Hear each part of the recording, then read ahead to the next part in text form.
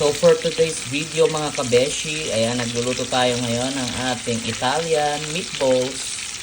Ayan, so nilagyan natin ang ating meatballs ng bread, egg, at saka seasoning. Ayan, pepper and salt, parmesan cheese. Ayan, so para sa ating secondo. And now, dito naman nagluluto tayo ng ating fettuccine. Ayan, pasta fettuccine con sugo di ragu. So ayan, lutuin lang natin mabuti ang ating polpete.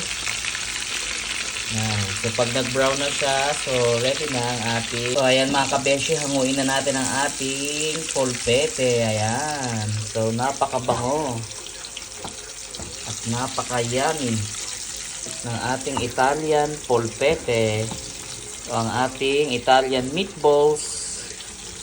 Ayan, so pwede natin kainin for our contorno or second plate.